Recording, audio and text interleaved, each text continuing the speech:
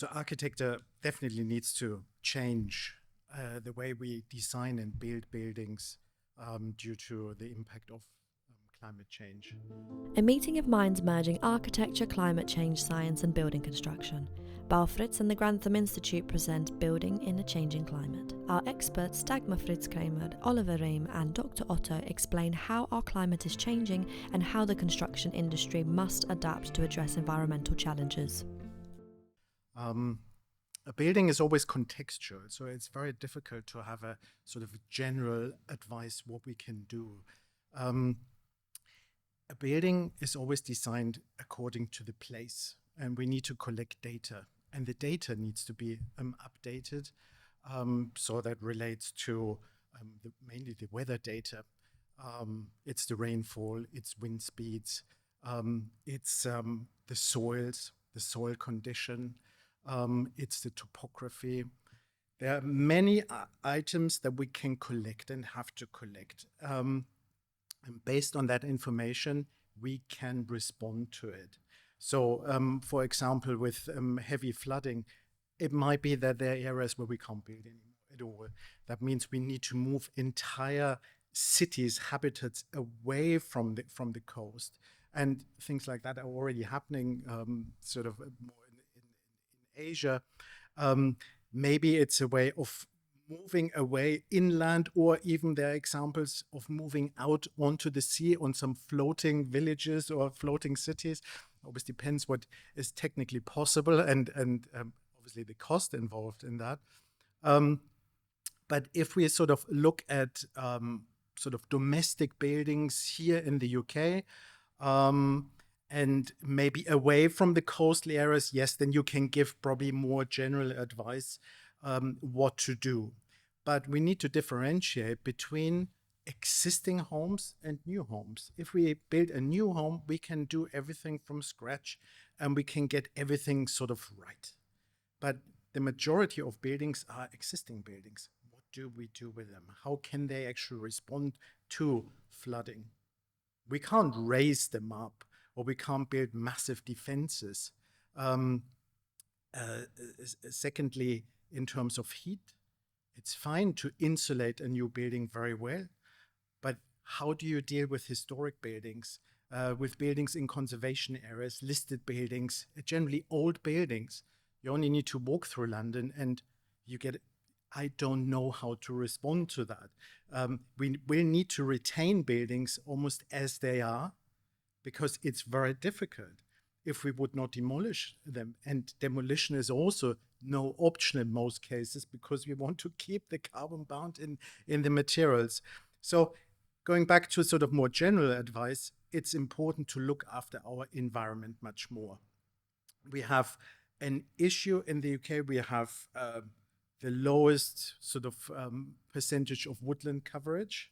Certainly that would help if we integrate more vegetation, planting onto our plots to reduce the amount of speed of rainfall falling onto a plot. We need to think about roofs. The larger the roof, the more it can sort of redirect water and also slow it down. Maybe it's also thinking about the roof coverage, like a green roof can absorb water. It not only filters the water, retains it, it will also help with cooling of an urban environment, for example. But once the rainwater hits the ground, we need to think about the surfaces. They need to be permeable. We need to make sure that water can actually drain into the ground, and the drainage that's into the ground has the right size. If it's a piped drainage system, it needs to be directed into a main sewer. So that's all infrastructure that needs to be changed for that to work. A building in itself is difficult to consider because it has a context. Even a new build will have a context to another building or to a public network of infrastructure. On a single house, you might be able just to retain the water on site and say, I go for the route of sustainable drainage, keep it on site, retain it there, and release it when needed. Also in times of droughts. there are many things that we need to do, but they are really based on data that we collect. And every solution is really individual. And I think this will remain like that unless you build large estates. It's a big challenge, and I feel that architecture needs to change in terms of the education, the skill set, because we are far behind with that. And architecture might not be necessarily the driving force, because a building is a collective effort. There's always a whole team of experts working on that. And I see the architect mainly managing that process, but there are too many experts now, and expertise is needed, and skill sets, and an architect can't handle all of these skills anymore. You said, for example, to retain the water on site. How does that work in a city? So I'm just thinking about my own house, which is a listed Victorian building in the middle of London. Where would I retain the water, or what are solutions to that? So we want to make sure that we use as little sort of potable water as possible. And you can collect rainwater, for example, in rainwater harvesting tanks, or there might be just some water buds. And secondly, it also we can collect water in the ground. So the soil, the plants, they have obviously an absorption capacity, and they can retain water within the ground. Also to avoid, obviously, droughts. If and I guess to withstand heat waves, right? The Exactly. more green we have in cities, the lower the temperatures, and obviously the less dangerous heat waves are. Yeah. Exactly, yeah. And we can deal with the planting on the outside or the landscape design, but we can also bring the plants to the inside. And we will also see the benefits of having that on the inside in terms of air quality, in terms of condensation levels. It's interesting. So I think the connection between inside and outside will become much more important to raise the environmental awareness. Can you give an example? Sorry, I'm now thinking I have my basement full of trees, but I don't think the trees would be happy there. I think generally, if you have a connection to the outside, you have the views to the outside, to nature, it enhances your well-being. And having just some plants inside will make the transition between the inside and the outside. You obviously can have as many plants inside of your house as you like. But I think we are generally lacking sort of a relationship with nature. We are part of nature, and the more we incorporate that into our life, the greater the awareness and also the love and the care for nature, because this is where we have the main issue, really. We have isolated buildings really very much from the landscape and our human environment. Can I also ask a question about, because you said with existing buildings, obviously, well, I used to live in Oxford before moving to London, where half the city is built on a floodplain. It used to be the cheap houses built for the railway workers were built on the floodplains. So there is a vast amount of existing buildings. Some of them are listed. And you said we can't raise them, but is there something you can do? Can you, I don't know, do something that the ground floor is built in such a way that the house will not suffer in a flood in terms of its main structure, or is it basically that all these houses are lost? I mean, one is water ingress into the building, so you can have waterproofing sort of methods. Similarly to a basement construction, you can seal the entire construction. But if we have floods, we also have a change in ground conditions, and we might have subsidence. We have an uplift. So the structure of the building is affected.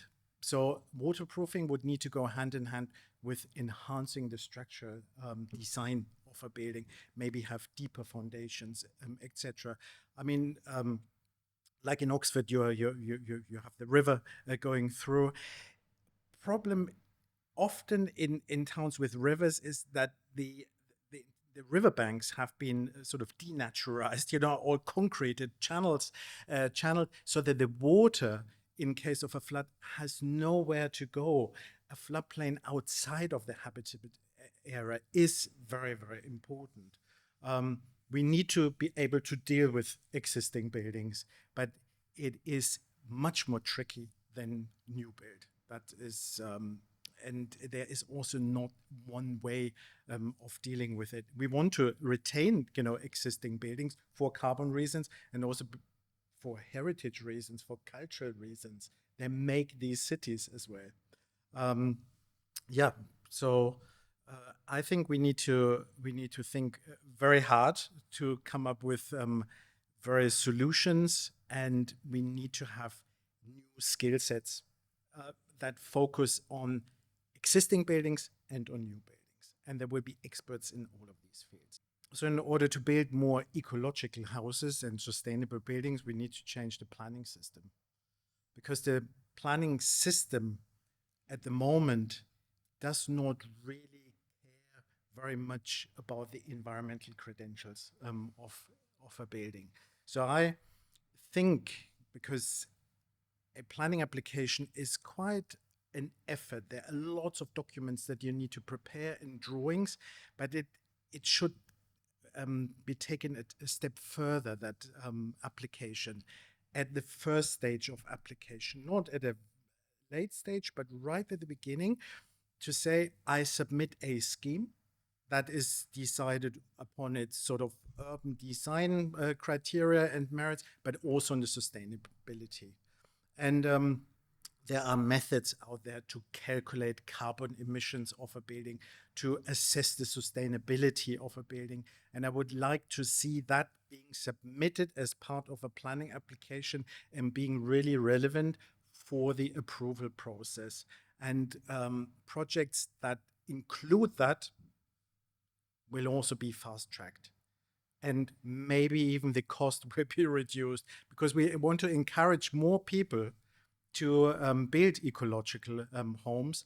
But planning is often really an obstacle, because it's lengthy, it's costly, it's time-consuming, it's vague.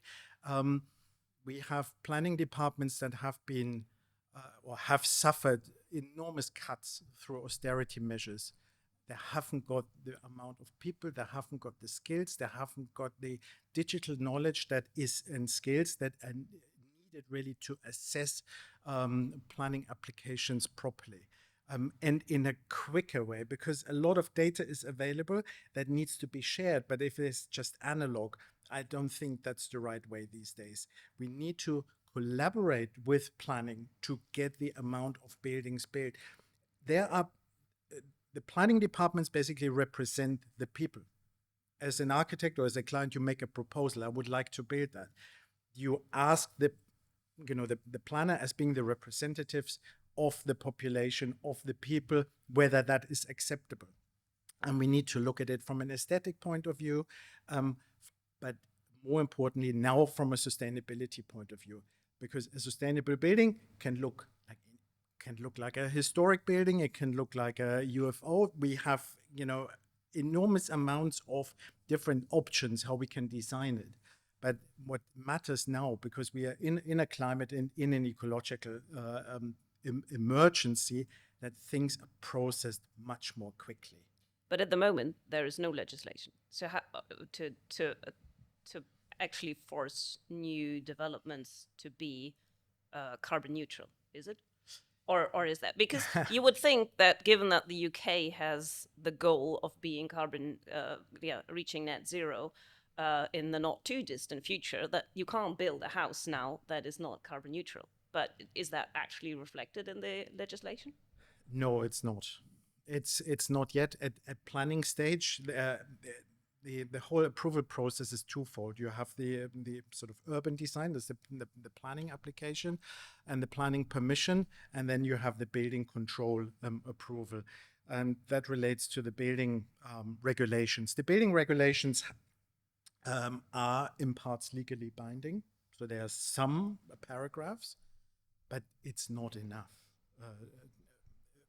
And planning application or building regulations need to be updated more quickly.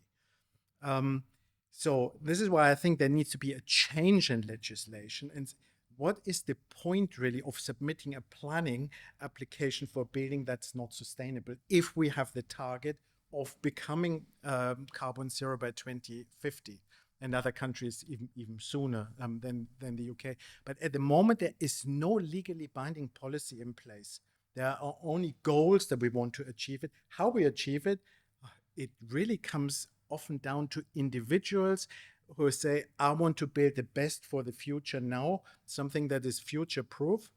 That's often not so easy to get their schemes approved, because in the planning departments, there's still quite a lot of traditional thinking, and education needs to happen. But once we are at this stage that it becomes mandatory to submit a sustainability energy assessment with a methodology that is actually accepted and hopefully also accepted globally, because it's a global issue, then I think we are on the best way forward. But if planning ignores that, I think we will still continue with a lot of buildings that are substandard, that are not fit for our time now, and maybe also with greenwashing, which is a big issue. We need to have actual calculations, actual data that we produce, and simulations that back up that this building is actually fit for purpose. So if we look at sort of funding for projects, because that's obviously absolute key. One is the design, the other one is then the cost of a building. Currently, building a sustainable home is much more expensive than the sort of traditional, maybe developer home. But that should not be the case, because it's our sort of value system. Why should a piece of timber, natural timber, untreated, be more expensive than a piece of aluminium? But it is the case at the moment. That's our value system. And is that because there's just much more demand for the aluminium than for the natural timber, or is that, or what? Why is that? If you say it shouldn't, or is that because all the later costs are not included in the aluminium, whereas in the timber they are, because there aren't any? It has something to do with the quantity, obviously, of buildings that are built in such a way. With natural materials. Natural materials should be cheaper. The use of renewable energy should be cheaper. But we have an industry that's heavily lobbied by the fossil fuel lobby, and they promote certain materials because they can sell their products. Okay, so it's basically fossil fuel subsidies that make them so much cheaper. Okay. Very much. And so building a renewable building and an ecological building should not be more expensive than a traditional home. It should be actually cheaper. And whilst this is not the case at the moment, because this is not standard yet, it's still niche, but it should become mainstream, we need government funding as well. And I see the government really as being responsible of providing funding in different ways. This might be tax cuts. This might be also additional taxes, if necessary, like CO2 emission taxes. There might be grants available, or there might be reduced interest rates on credits that are needed. A private individual, unless they're wealthy, they can maybe fund the project themselves, but there are only very few. If there are no sort of funds available, then the incentive to build such a building is much lower. So I really believe in the strong sort of state needing to take the responsibility to provide the legal framework and to provide funding. And we have good examples in Germany where they look at two aspects. One is the amount of existing buildings, and they offer pretty much a flat rate and say, if you want to increase the energy efficiency and also the sustainability of your building, you get a flat rate subsidy from us at, say, 30%. But you need to prove what you do. You need to have the help of an energy consultant actually to draw up a plan. This is what we can do. This is the energy standard that we can arrive at, and the carbon savings. Then the government will pay for that, because the existing housing stock is really the most relevant one that we need to change. Then there's the new build, and we have different energy classifications. And depending on the classification you can reach or want to reach, the government gives you funds to achieve that. Obviously, the governments are at the moment also suffering with their sort of income and spend and so on. But it has to be an absolute priority that this money is spent on combating climate change. So there are good examples out there. And I believe that the responsibility is with the state and not just with the private individual, because just with the private people, with private initiatives, you will not achieve the same level and amount that is needed.